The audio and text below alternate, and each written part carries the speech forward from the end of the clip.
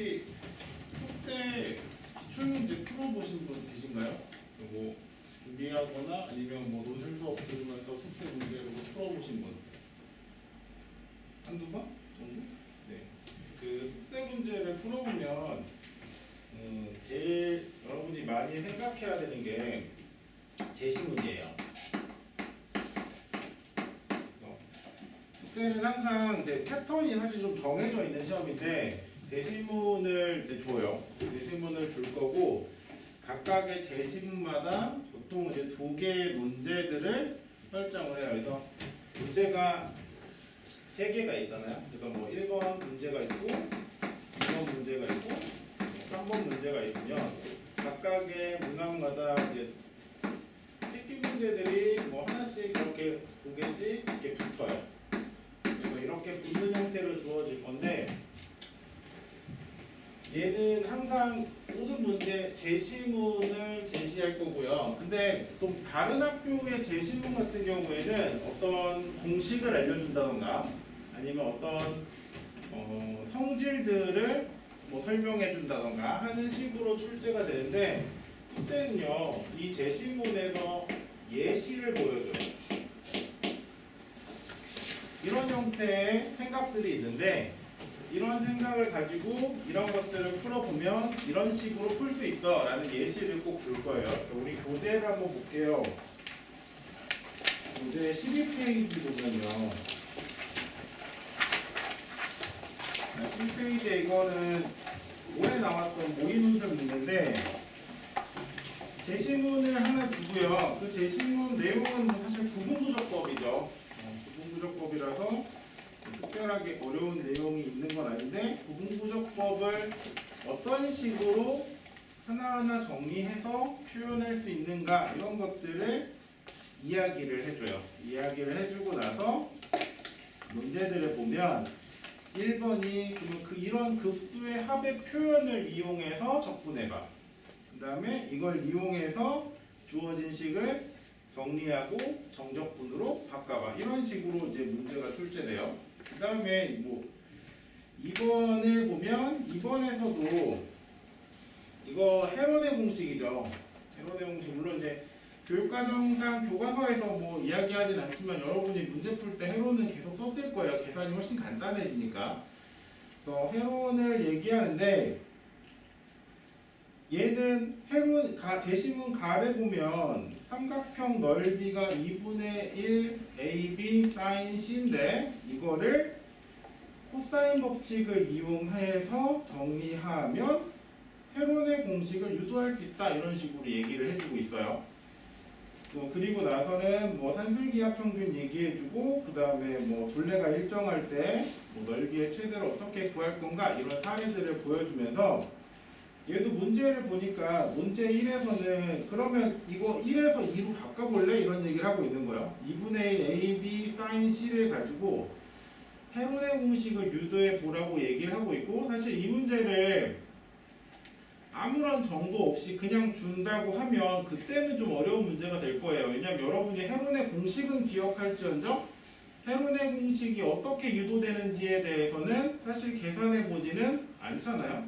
근데 이 문제에서 이것이 나오면서 동시에 어떤 얘기들을 하냐면 코사인 법칙을 이용해서 정리해봐 라는 얘기를 해줘요. 그러니까 이거는 단순히 뭐 지나갈 표현이 아니라 이 문제를 어떤 식으로 해결하면 되는지에 대한 정보를 같이 주고 있는 거예요. 그래서 이거를 정리할 때 나는 코사인 법칙을 이용해서 사인을 코사인으로 바꾸고 코사인 법칙으로 길이를 이용해서 코사인 값을 표현하고 정리를 하면 되겠다라는 아이디어를 제시문을 통해서 추론할 수 있어요. 이런 식으로 숙제는 기본적으로는 제시문에 나와 있는 내용을 가지고 문제를 풀어나가게끔 문제를 유도하고 있고요. 그 다음에 그 학교에서 내놓는 평가 기준들을 보면 보통 한 문항마다 뭐 평가 기준 한 6개씩 이렇게 주거든요. 그러면 1번 내용이 제시문을 잘 이해했는가 2번 내용이 제시문의 내용을 잘 이용했는가 그러니까 1번이 제시문을 잘 읽었는가를 보는 거고 2번이 그럼 그 제시문을 잘 썼는가를 봐요. 그 다음에 나머지 뭐 3번, 4번, 5번, 6번 항목은 문제들마다 요구하는 것들이 조금씩 다를 거니까 그거는 좀 달라요. 근데 모든 문제들의 요구 항목의 1번과 2번이 제시문을 잘 읽었는가, 제시문을 잘 이용했는가예요.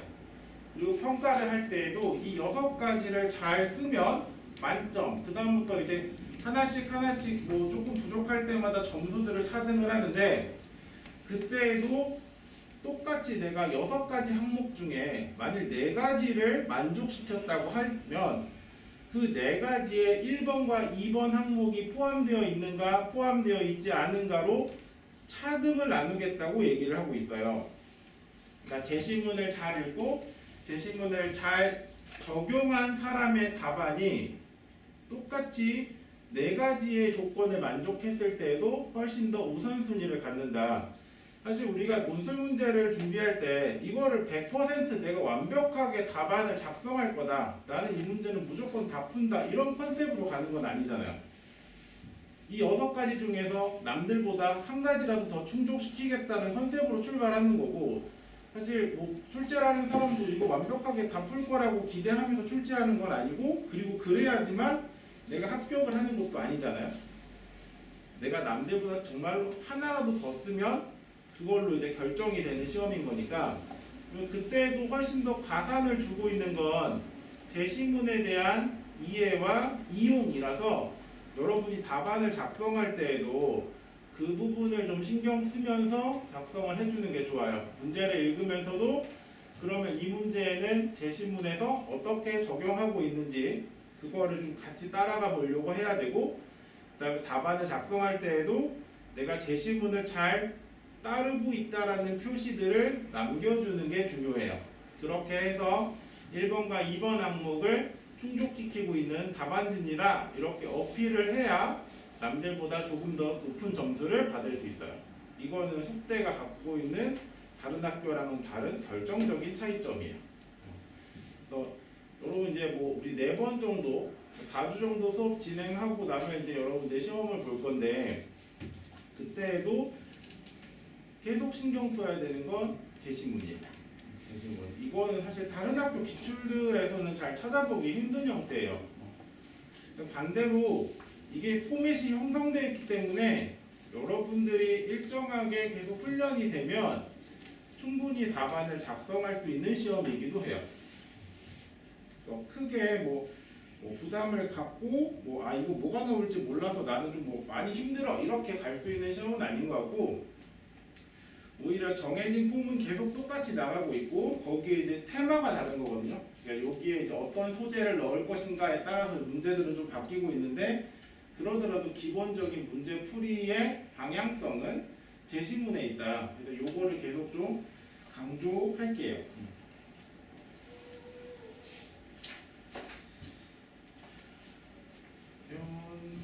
일단 모의 먼저 볼까요?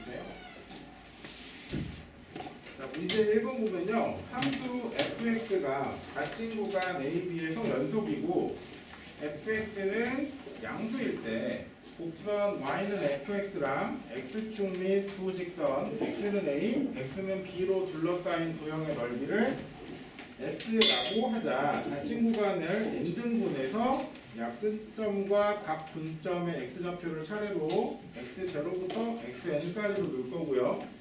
각 소구간의 길이를 델타 x라고 둘 건데 델타 x는 일정한 간격으로 나눈 거니까 n분의 b 빼기 a로 나타낼 거고 그 다음에 k번째 x값은 그래서 시작값인 a로부터 델타 x를 k만큼 이동해서 만들어서 표현을 해줄 거다.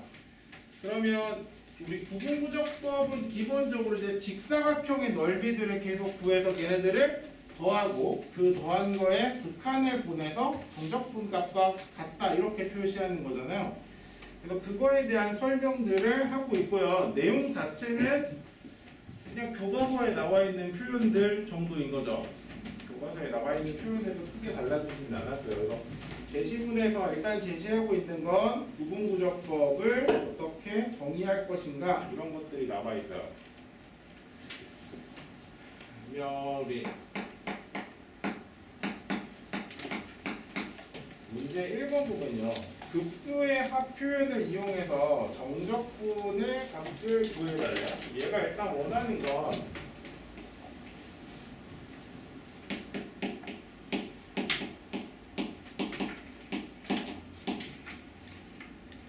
급수의 합 표현이잖아요. 그러니까 다시 얘기하면 우리 나와 있는 구분구조법 얘기해달라는 거죠.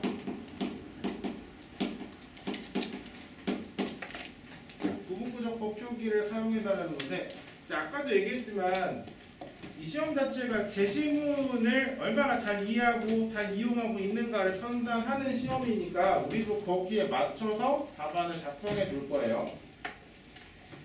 네, 일단 원하는 건 0부터 1까지의 x세제곱의 dx인 거죠. 일단 원하는 건 이거를 계산해 달라는 거고, 사실 우리 이거 적분하려고 그러면 그냥 적분할 수 있죠.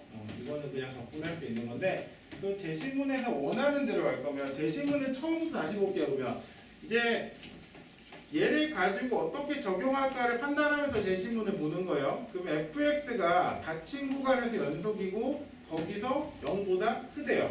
자, 그럼 그런 형태를 만들어 주려면 지금 얘에서 구간은 얼마인 거예요? 0부터 1까지인 거죠. 0부터 1까지. 자, 여기서 내가 원하는 건 두 가지 조건인 거예요. 하나는 연속이에요. 그 다음에 하나는 양수예요. 자, 이 조건을 만족시켜야 되니까 그래서 fx를 x 세제곱이라고 두면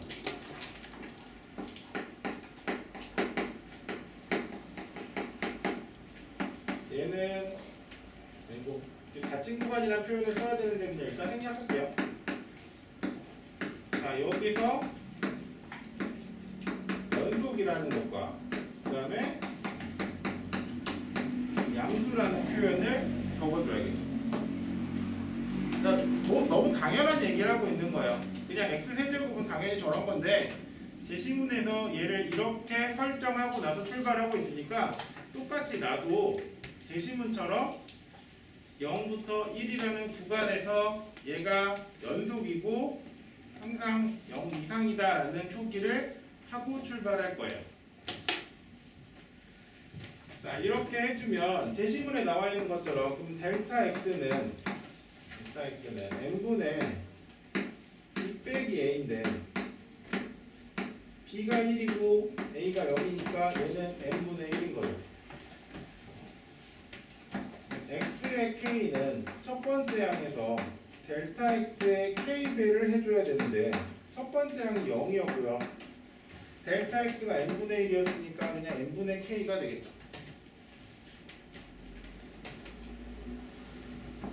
그러면 f의 xk라는 건 우리가 아까 세제곱으로 잡았으니까 n분의 k의 세제곱이 되는 거죠. 그러니까 이게 뭐 이런 표현들이 뭐 없으면 설명이 안 되냐 이건 아닌데요. 제시문에서 이렇게 포맷을 잡고 있으니까 그럼 나도 똑같이 따라가 줄 거예요. 그러니까 속대의 가장 큰 기본은 제시문을 얼마나 비슷하게 내가 적용해 주는가에 있어요. 그러면 원하는 게 0부터 1까지 x 세제곱의 dx니까요. 이 값은 이제 급수의 합 표현으로 표현해달라고 했으니까 리미트 n이 무한대로 갈 때 시그마에 k가 1부터 n까지 갈 거고요. 다음에 xk의 세제곱에다가 n분의 1을 곱해줘야 되는 거죠. 그 다음은 그냥 계산이죠. 리미트 n이 무한대로 가고요. k랑 상관없는 건 쫓아내주고 나면 n 4제곱분의 1 될 거고, 시그마 k는 1부터 n까지 k 세제곱이라 얘는 그럼 n 4제곱분의 어차피 k 세제곱은 뭐 그냥 계산하면 되니까요. 다 넣고요. 여기 뭐 n제곱 넣고 n 플러스 1은 제곱해주면 되는 거죠. 이거 시그마 공식이니까. 그다음 리미트 무한대로 할 때 4의 n의 4제곱분의 n의 4제곱 플러스 2n의 세제곱 플러스 n제곱이라 이 값은 4분의 1이 되겠죠. 우리 뭐 값이 4분의 1인 건 우리 뭐 이미 알고 있었던 거고요.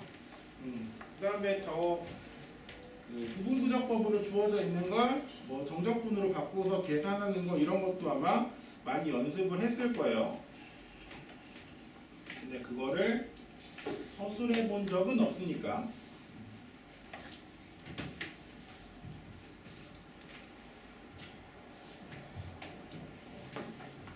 여기서도 우리 계속 강조하지만 이 표현이 내가 제시문을 따르고 있다라는 표시들이에요. 제시문을 따르고 있다는 표시들.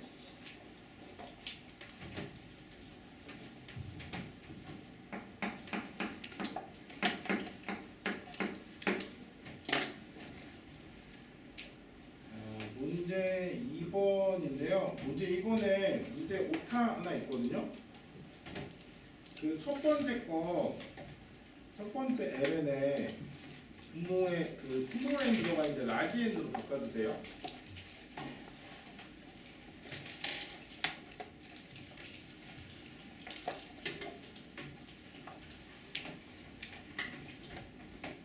문제 2번은 원하는 게 두 가지예요.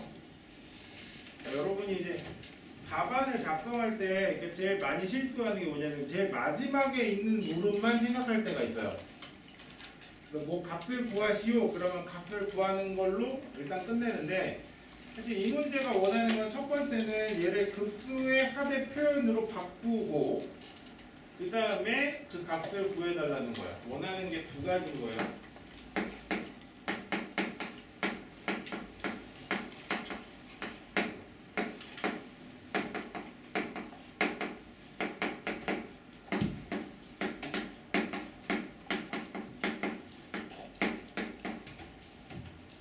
두 가지를 원하고 있으니까 나도 이 두 가지를 다 사용을 해서 풀어줘야 되는데,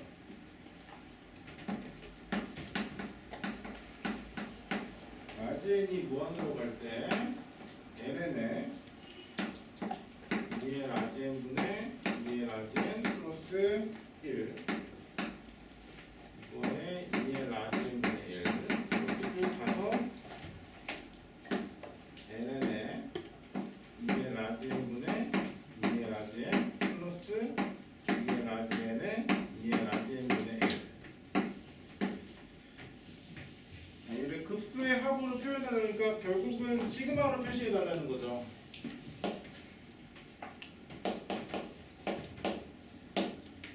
시그마로 표시해달라는 거니까 얘를 시그마로 부어주면 되겠네요.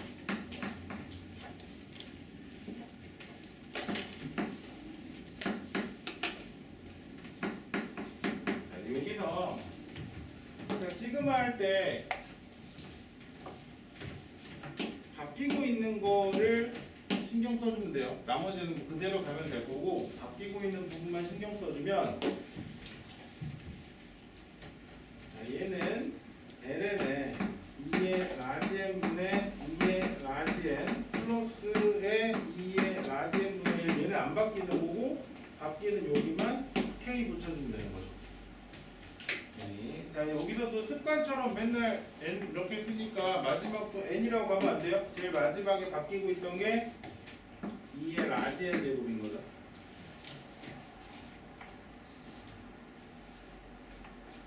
이렇게 해주면 우리가 일단 첫 번째로 원했던 과정을 해결해 준 거죠.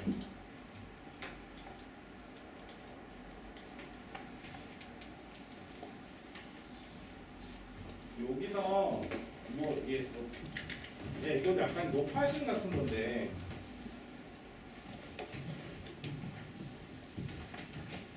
이게 LN도 결국은 로그잖아요. 로그가 좀 복잡하게 연산이 나와 있을 때 일단 뭐두 가지가 일단 많이 쓰이거든요. 하나는 로그끼리 덧셈을 하게 되면 진수끼리 곱해 주는 거죠. 요거는 되게 잘해요. 근데 반대로 로그가 뭘 쭉 곱셈으로 연결되어 있으면 얘를 덧셈으로 바꿔줄 수도 있어요. 그래서 요 연산 좀 생각해 주셔야 되고, 하나는 진수의 거듭 제곱이 붙으면 걔를 앞으로 보내줄 수 있어요. 그러니까 너무 당연한 건데 사실 여러분이 긴장하고 좀 이게 문제 식이 좀 복잡해지고 그러면 그 방향성을 놓칠 때가 많아요. 그러니까 답안을 작성한 걸 보다 보면 그것들을 놓치고 출발을 못하는 경우들이 좀 보여서 그런 건데, 그러니까 뭐 여러분은 뭐 알아서 잘 하시겠지만 그냥 못하시면 하는 얘기예요. 그럼 얘를 앞으로 보내줄 수 있으니까 그것도 같이 생각해서 그냥 표현을 해줍시다.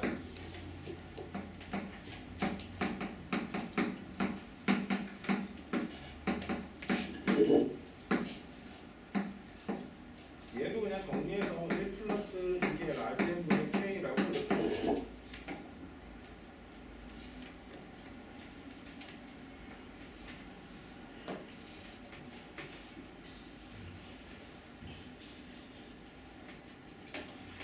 그럼 이제 이것도 다시 뭐 할까요? 그럼 결과물만 생각해보면 얘가 뭐가 되면 돼요?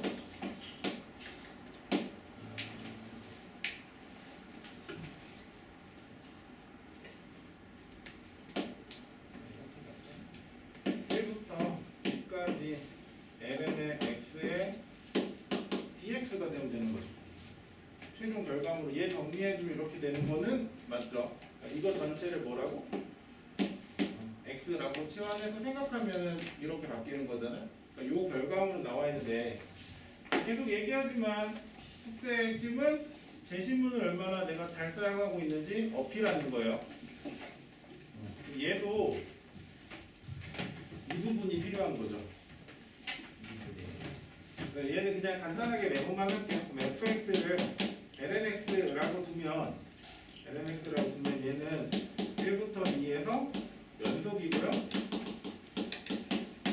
fx는 항상 양수인 거죠.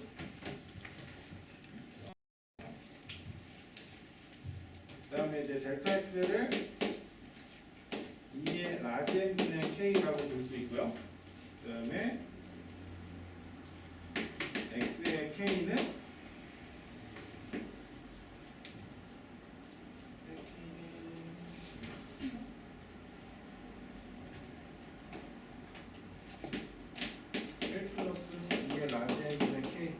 표시하면 될 거고, f의 xk는 ln의 1 플러스 2의 라지엠분의 k 꼴은 거예요. 요거는 아까도 얘기했지만 제시문에서 하고 있는 표현을 그냥 내가 따라하고 있는 거예요. 얘에서도 마찬가지로 어떤 함수가 주관에서 연속이고 양수라는 조건 하에서 적게 된다고 했으니까 뭐 너무 당연하고 나도 알고 있는 사실이지만 한 번 더 얘기해 주는 거야. 얘가 구간에서 연속이고 양수니까 이렇게 저렇게 이렇게 세팅해서 잡을 거다라고. 이 부분을 표시해 주고 나서 그 다음 계산을 해주면 얘가 이렇게 바뀌는 거죠. 이렇게 바뀌는 거. lnx 적분하는 거 혹시 기억하시나요? lnx 어떻게 적분했는지? 우리 이제 어느 순간부터 lnx의 부정적분 그냥 외우잖아요. 외우면서 그냥 뭐라고 해요? x에 lnx 빼기 x다 이렇게 그냥 외우고 있죠. 외우고 있는데 이게 어떻게 만들어졌는지도 기억을 해주세요. 사실 얘는 뭐 그냥 계산 문제니까 사실 얘 그 학교에서 제공한 그 채점 기준에서는 저거를 부정적분을 해서 그러니까 부분적분을 해서 풀어야 된다라는 얘기는 없어요. 그러니까 뭐 얘는 지금 포커스를 여기에 맞추고 있는 거니까 이걸 만들어서 계산하는 거는 그 값이 나왔는가 나왔지 않는가 이 정도만 보고 있는 것 같은데 만약 얘가 제시문의 내용이 부분적분에 대한 이야기였다면 그때는 얘를 이렇게 바로 계산해서는 안 되겠죠. 그래서 얘는 lnx 같은 경우에는 이 앞에 1이 곱해져 있다라고 생각하고 1을 적분하고 그 다음에 lnx를 미분한 거 그러니까 1을 미분된 걸로 보고 lnx를 fx로 보고 나서 그 다음에 부분적분을 해서 계산을 해주는 거죠. 요거는 여러분 많이 했을 거고 그리고 뭐 지금 안 한 지 오래돼갖고 그냥 까먹을 수 있는 거지 뭐 처음 듣는 내용들은 아닐 거니까 이거를 따로 얘기하진 않을게요. 근데 알고 계셔야 돼요. lnx가 어떻게 이렇게 나오고 있는지 결과물만 필요할 때는 우리가 그냥 계산할 때는 당연히 결과물만 있으면 되지만 얘는 과정을 설명하는 시험이니까 여러분들이 알고 있던 내용들도 왜 그런지 한 번씩은 이제 기억을 되새겨줄 필요는 있어요. 이걸 뭐 매번 할 때마다 이렇게 할 수는 없지만 자주 나오는 형태들은 여러분들 그게 왜 그렇게 나왔는지 이유는 기억하고 있어야 문제를 풀 때 대응하기가 쉬워요. 그래서 얘는 그냥 여기 1부터 2까지 놓고 계산하면 되는 거죠. 계산해주면 2ln2에 1 빼주면 되죠.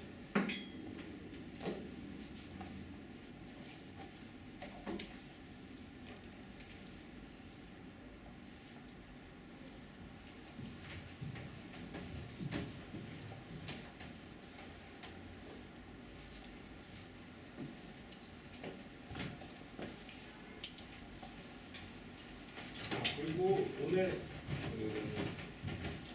가실 때 이거를 하나씩 드릴 거예요. 이걸 드릴 건데 이거는 지금 이 설명하고 있는 거 있죠? 이 문제를 정말로 답안을 써본 거예요. 그러니까 정말 이게 뭐 해설처럼 막 이거니까 값이 이거 말고 진짜로 시험장에서 답안을 작성한다는 기준 하에서 그냥 직접 이거를 표현을 하고 어떤 포인트들을 왜 그렇게 표현했는지 그냥 메모해 놓은 종이거든요. 이거를 오늘 이제 하나씩 나눠 드릴 거예요. 그러면 이제 문제를 그 복습을 하실 때에도 이 내용들이 이 얘기가 이렇게 표현이 되는구나 아니면 내가 이거 답안 작성할 때 이 부분을 좀 더 계속 신경 써야 되는구나 이런 것들을 좀 반복해서 계속 적어 놓을 거예요. 그래서 이거 오늘 하나씩 그 집에 가실 때 복습하시라고 나눠 드릴 건데 오늘 혹시 시험 보러 가시는 분 오후에 있으면 가시기 전에 잊지 말고 챙겨 가세요. 네.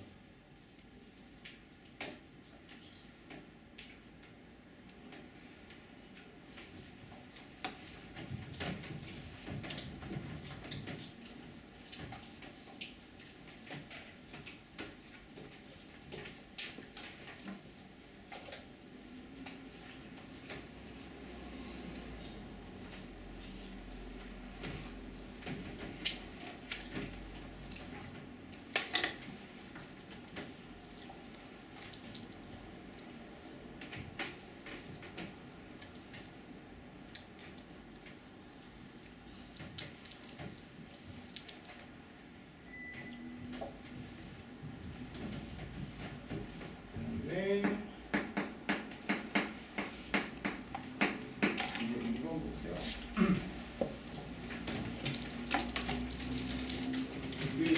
이게 매번 그런기도 한데 약간 이거 약간 진짜 출제하시는 분이 노리는 것 같긴 한데요.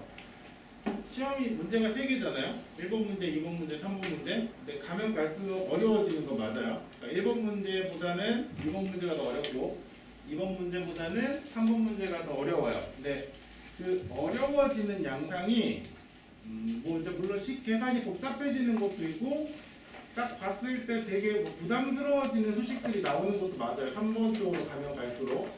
근데 그게 아니더라도 1번 같은 경우에는 설명을 10개 중에 8개를 해주고 이거를 다른 상황에 적용해봐 이런 식으로 나오니까 여러분이 훈련이 되어 있는 상황이라면 1번 문제는 되게 쉬워지고 2번 문제로 가면 처음에 줬던 정보보다 조금 덜 줘요. 그러니까 중간 과정을 생략하는 거예요. 중간 과정을 생략하고 그 중간 과정을 알아서 판단해봐 라고 물어보고요. 3번 쪽으로 가면 그 중간 과정 생략한 거에다가 조금 더 많이 생략을 해줘요. 그래서 나 이런 관점으로 출발했고 이런 결과물이 나왔어 하면 내가 중간에 채워야 되는 거예요. 그러니까 기본적인 형태는 제시문을 따라서 내가 가는 건 맞는데 제시문에 나와 있는 정보만 가지고 가면 안 돼요. 거기에 내가 계속 뭔가 살을 붙이고 있어야 돼요. 약간 어떤 느낌이냐면 요즘은 잘 안 나오긴 하는데 예전에 뭐 귀납법 설명하는 문제를 보면 뭐 하나하나 구멍 뚫어놓고 뭐 가에 알맞은 숫자가 A, 뭐 나에 알맞은 식이 FK, 뭐 다에 알맞은 식이 뭐 GK일 때 뭐 이것저것 계산해라 이런 형태의 문제들이 있었잖아요. 그런 형태의 문제들 보다 보면 두 번째씩 정리할 때 보면 중간 과정 확 생략해서 눈으로는 풀 수 없게끔 출제를 하죠. 그래서 주어진 식을 몇 줄 내가 적어보고 식을 좀 조절을 해봐야 얘가 원하는 형태가 나오게끔. 그러니까 숙대 문제도 보면 약간 그 느낌이에요. 첫 번째 FK 정도는 눈으로 봐도 풀 수 있게끔 해줘요. 두 번째 문제는 내가 그거를 손을 대봐야 알아요. 그래서 그런 형태들이 있는데 얘가 약간 좀 그런 형태의 전형이라서 가 내용 보니까 지금 제시해주고 있는 거 이거예요. 얘가 얘다. 근데 이건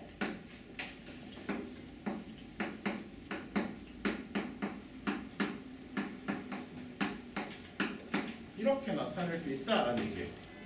이렇게 나타낼 수 있다. 네, 여기서 이렇게 넘어가려면 사용해야 되는 게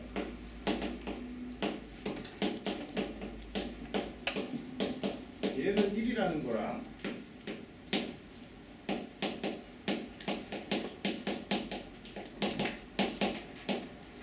얘를 이용해야 된다. 이게 지금 제시문의 내용이에요. 그러니까 아까 우리 구분분역법 관련된 문제를 봤을 때는 구분절절이 이런 조건들이 있으니까 이걸 이렇게 바꿔서 저렇게 했어 이렇게 얘기하고 있잖아요. 근데 얘 같은 경우에는 얘를 이렇게 바꿀 건데 이 과정을 안 보여주는 거예요. 이 과정을 안 보여주고 그러면 자기가 한번 채워볼래? 라고 물어보는 거예요. 이거는. 그래서 문제 1번이 식 1로부터 식 2를 유도하라고 했죠. 이게 식 1이고요. 이게 식 2예요. 이거 한번 유도해 볼래? 라고 하는 게 문제 1번이에요.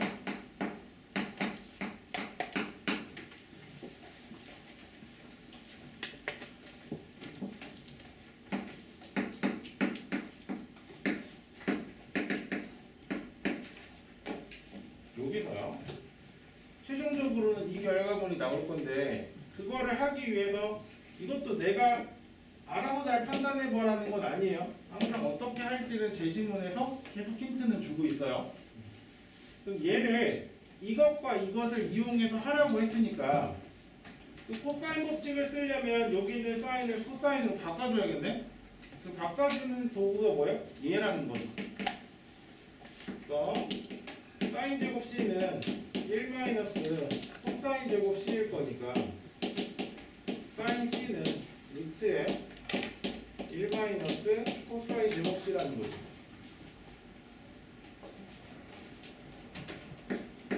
얘가 2분의 1에 AB에 루트에 1 마이너스 코사인 제곱 C라는 얘기입니다. 그 다음에 정리할 때는 뭐가 필요하다는 거야? 코사인 법칙이 필요하다는 거네? 그럼 코사인 법칙 사용해주세요. 코사인 C는 2a분의 a제곱 플러스 b제곱 빼기 c제곱이죠. 그럼 여기에 제곱이 들어갔으면 여기도 전체 제곱이 들어가주면 되겠네요.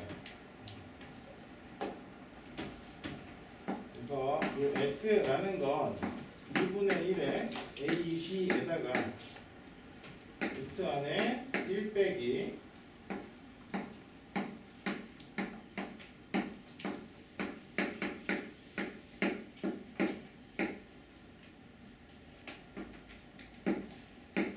이 전체 제곱인 거죠.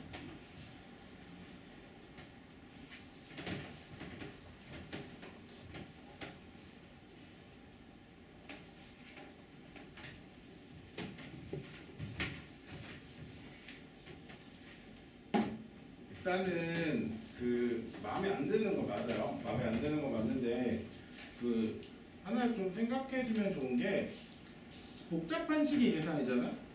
복잡한 식의 계산. 우리가 교육 과정에서 복잡한 식의 계산을 다룬 거는 복생공식과 인수분해 파트예요.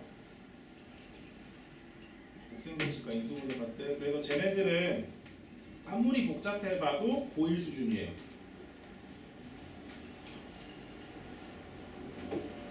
그럼 이제 고1 때 기억으로 돌아가 보면 복잡한 아이들은 합차를 많이 썼죠.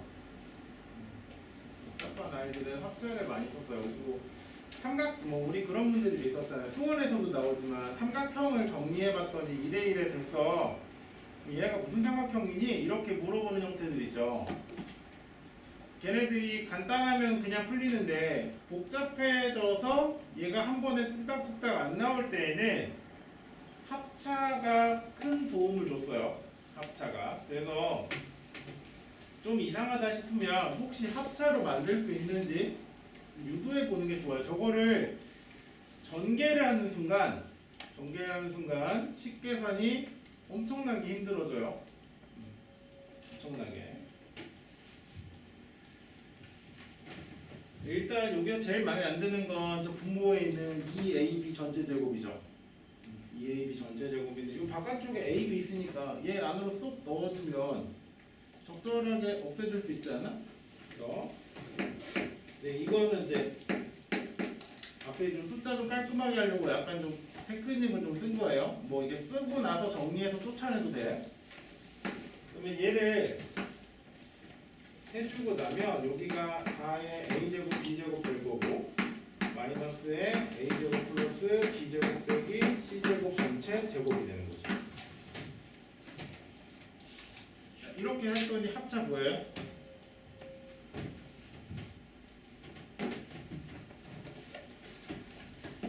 얘가 2의 ab의 전체 제곱인 거죠. 자, 그럼 앞에 4분의 1 해주고요. 합차니까요. 2ab 플러스 a제곱 플러스 b제곱 빼기 c제곱하고 2ab 마이너스 a제곱 마이너스 b제곱 플러스 c제곱하고요. 자, 이렇게 쪼개지죠. 그럼 혹시 또 합차 보이나요? 이렇게 묶어주면 얘가 a 더하기 b의 제곱이고 여기도 얘 살짝 좀 틀어서 바꿔주면 여기 a 빼기 b 전체 제곱 되죠.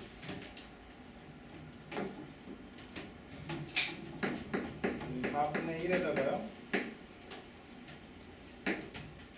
합차니까 a 더하기 b 더하기 c 해주고 a 더하기 b 빼기 c 해주고 여기는 c 빼기 a 더하기 b 해주고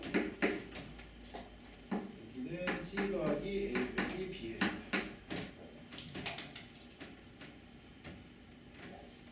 자, 우리 얘는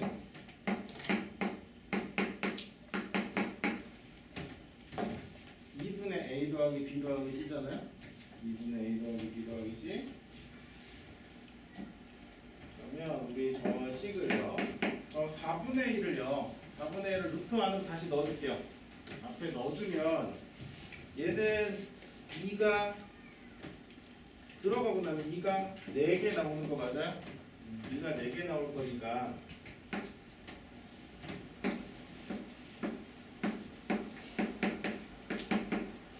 하나는 얘 나올 거고요. 하나는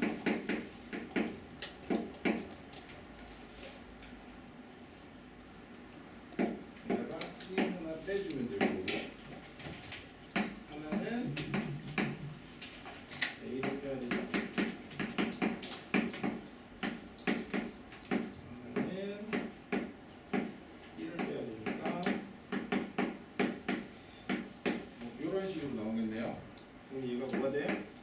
그 안에 S 빼기 A, S 빼기 B, S 빼기 C.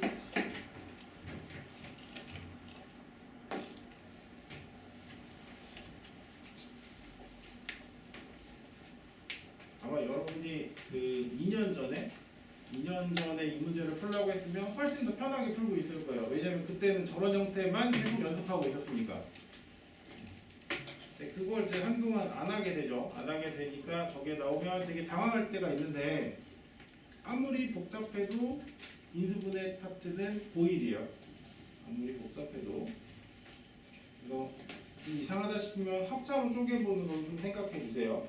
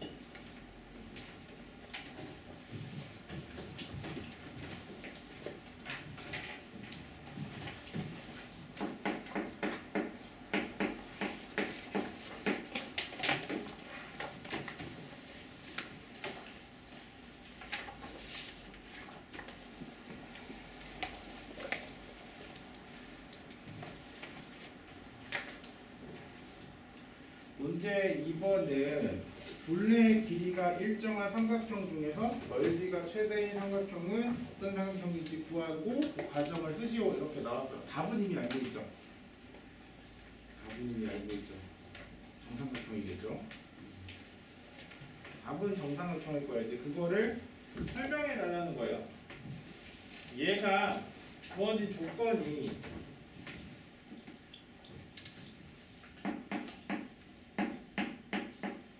둘레가 일정하다고 했잖아요. 둘레가 일정하다는 얘기는 얘는 S가 상수라는 얘기죠. 둘레가 일정하다는 건 A 더하기 B 더하기 C가 항상 똑같은 값이라는 거고 그거를 2로 나눈 저 스몰 s는 당연히 상수여야겠죠.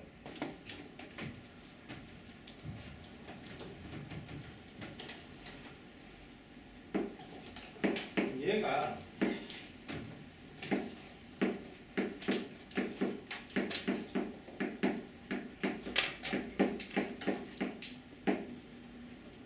이렇게 표현된다는 건 제시문에도 주어져 있고 우리가 10도 정리해서 확인했어요. 자, 이렇게 했을 때 얘는 그냥 상수인 거죠. 얘는 그냥 상수인 거죠. 즉 어떤 상황이 됐든 간에 제일 앞에 있는 x는 변하지 않아요. 변하지 않아요.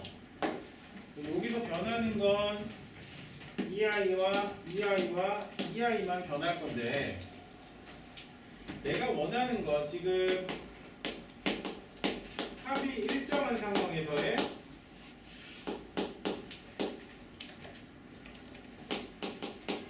최대값을 물어보는 거죠.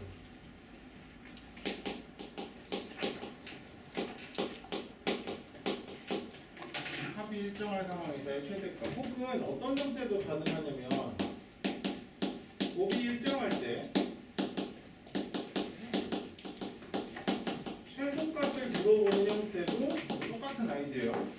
얘네 둘 다 뭘 사용할 거냐면 산술기하 쓸 거예요. 이 케이스는 산술기예요.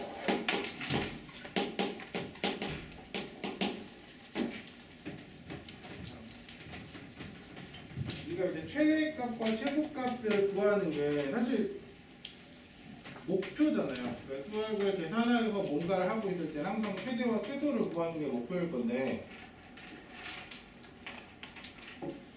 고등학교 1학년 1학기 때까지 그때 최대 최소 관련된 문제는 다 완전 제곱식이었어요. 완전 제곱식. 그다음에 고등학교 1학년 2학기가 되고 나면 그때 최대 최소 문제는 완전 제곱식에다 산술기하를 같이 생각해야 되고요. 그 다음에 고2 과정으로 넘어오게 되면 완전제곱에다 산술기하에다 미분까지 같이 생각하는 거죠. 미분까지. 우리 그 여태까지 배웠던 내용을 쭉 생각해보면 단원마다 항상 최대 최소는 있었고요. 그 최대 최소를 구하는 게 사실 고등 과정의 전체이기도 했어요. 어떤 뭘 배우든 간에 결국은 최대값이 뭐니 최소값이 뭐니 이런 거 구하고 있었죠. 최대 최소를 구하는 방법들은 계속 생각해야 되는 게, 왜냐면 이게 어차피 우리가 보는 이 논술도 고교 과정을 벗어나는 형태는 아니기 때문에 최대랑 최소를 물어보는 형태가 꽤 많이 나와요. 꽤 많이. 그럼 그때마다 내가 어떤 도구를 사용할 수 있는지 체크를 해주면 좋은데, 여러분 미분은 되게 잘 떠올리고요. 완전제곱식은 될 수 있는 케이스가 되게 제한적이니까 크게 문제 없는데 산술기하를 많이 놓쳐요. 산술기하를. 근데 산술기하는 아무 때나 할 수 있는 건 아니고 항상 이 제한 조건이 들어가야 돼요. 합이 일정하든지 곱이 일정하든지 뭐 하나는 결정돼 있어야 나머지 값의 최대와 최소를 구할 수 있어요. 그래서 얘 같은 경우에도 둘레가 일정하다 그랬잖아요. 그래서 합이 일정한 케이스인 거죠.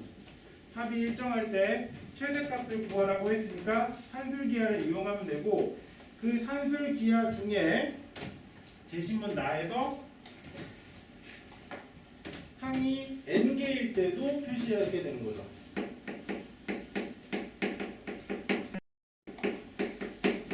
제시문 나에 따르면 산술기하 조건은 똑같아요. 산술기하 쓰고 싶으면 양수여야 돼요. 양수여야 돼요. 그리고 등호는 언제 성립해요? 같을 때 성립하는 거예요. 그 조건은 바뀌지 않는데, 얘가 우리가 2개짜리만 했지만 항이 n개로 늘어나서 가더라도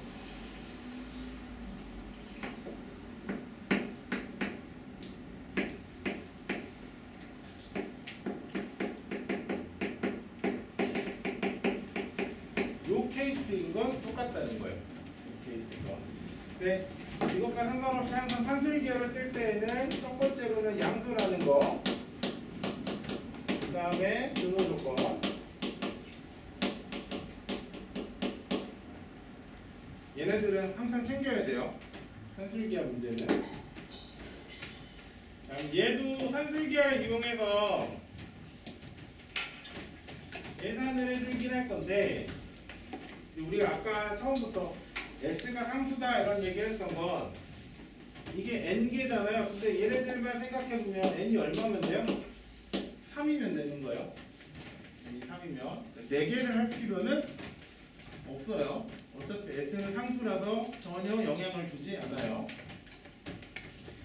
자, 그럼 n이 3으로 가면 지금 우리가 S 빼기 A란 아이랑 S 빼기 B란 아이랑 S 빼기 C라는 아이, 이 세 개를 가지고 요 제시문에 주어진 형태로 만들 거잖아요. 그럼 얘는 최종값만 생각해보면 3분의 S 빼기 A 더하기 S 빼기 B 더하기 S 빼기 C는 세제곱근의 S 빼기 A, S 빼기 B, S 빼기 C 이런 형태가 되는 거죠. 그럼 얘 세 개의 곱이 언제 최대가 되는지는 나타낼 수 있어요. 그러니까 결과물은 얘를 사용할 거예요. 최종적으로는. 이걸 사용하기 위해서 꼭 체크해야 되는 게 양수예요. 양수. 저 값들이 양수인 걸 확보하지 못하면 산술기하를 사용할 수는 없어요. 뭐 당연히 양수이지만 여러분이 이걸 양수라고 보여주는 거랑 양수라고 보이지 않는 거랑은 결과물의 차이가 엄청 커져요.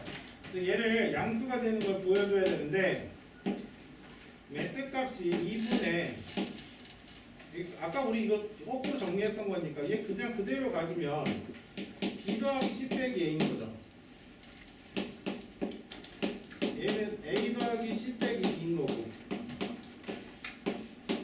그 다음에 얘는 A 더하기 B 빼기 C인 거죠. 자, 얘가 0보다 크다는 걸 보여줘야 돼요. 어떻게 보여줄 수 있죠? 이걸 뭘로 보여줄 수 있을까?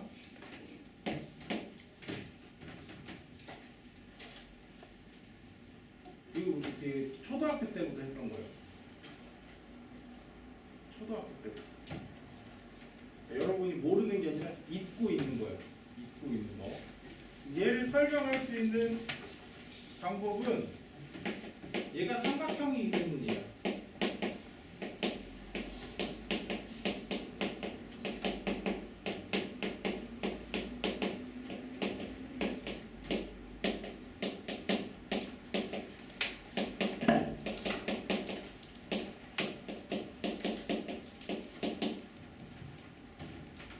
알고 있던 내용이죠.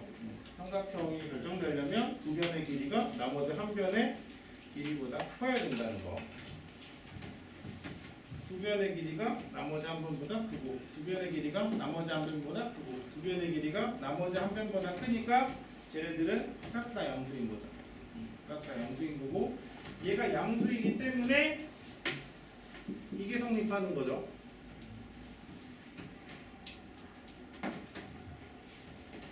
그럼 요거 정리해주면요, 3분의 3S에서 A 더하기 B 더하기 C 빼는 거잖아요.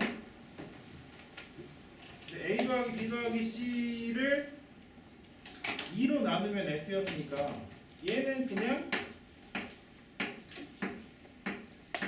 2S겠죠. 그래서 얘가 3분의 S로 일정한 값이 나오는 거죠.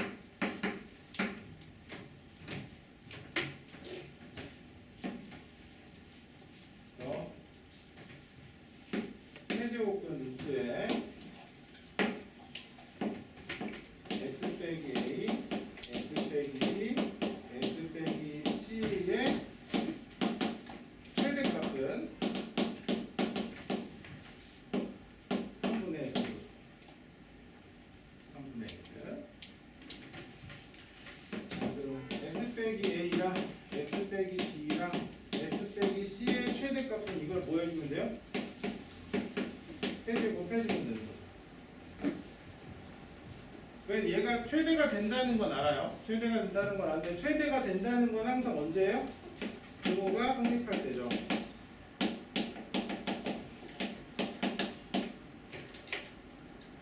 크고 뭐 작거나 같은 거니까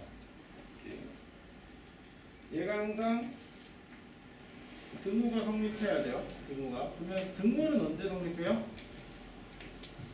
더한 3개가 똑같을 때.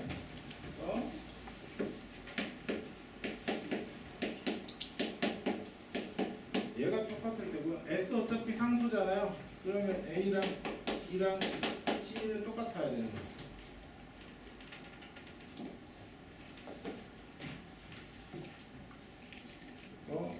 어떤 삼각형인지 물어봤으니까 정삼각형이다 라고 얘기해주면 정삼각형.